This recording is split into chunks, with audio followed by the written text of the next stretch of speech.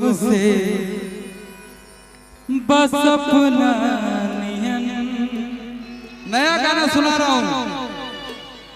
रहलू हमर तुला कल्पना नियन कि ऐसन रात न बितल जहिया बरसात न भइल। ऐसा रात कोई बीतता है क्या प्यार में?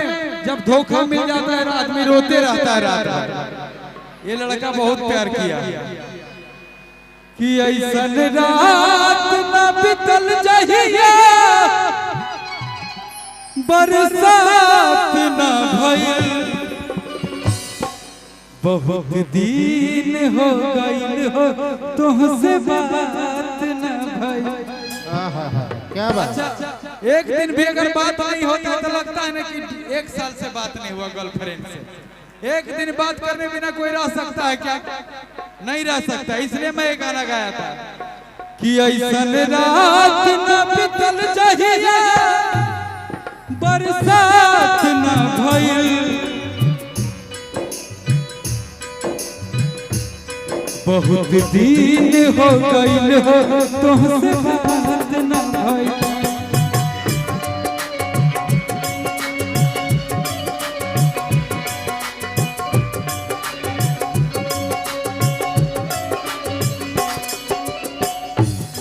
भेंट हो कल तो तुमसे बस अपना नियन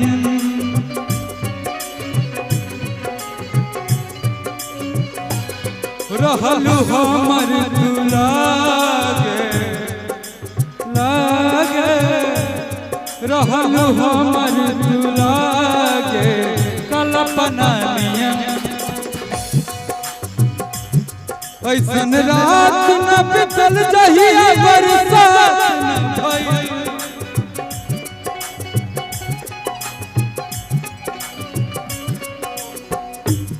बहुत दिन हो गइल हो तुमसे बात न भइल।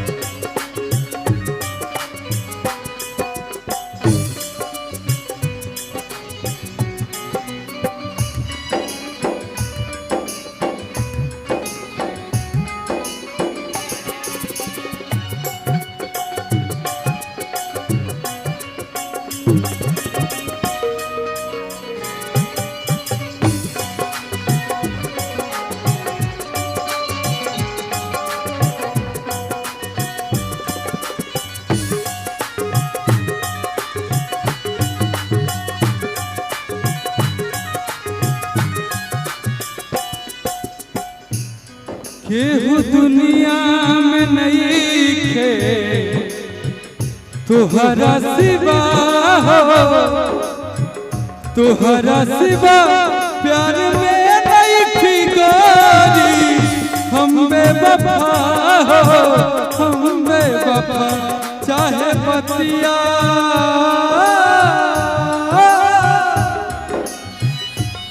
चाहे पतिया तुमना चाहे मात चाहे पतिया चाहे पतिया तुमना चाहे मत मना हो, मत मना हो। प्यार में नहीं ठिकानी। हम बेवफा हो, हम बेवफा। भैया आई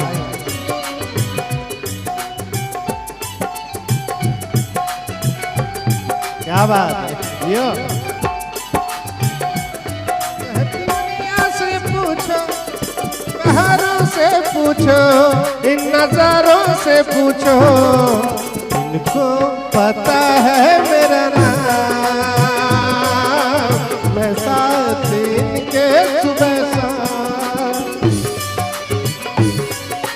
क्या बात है?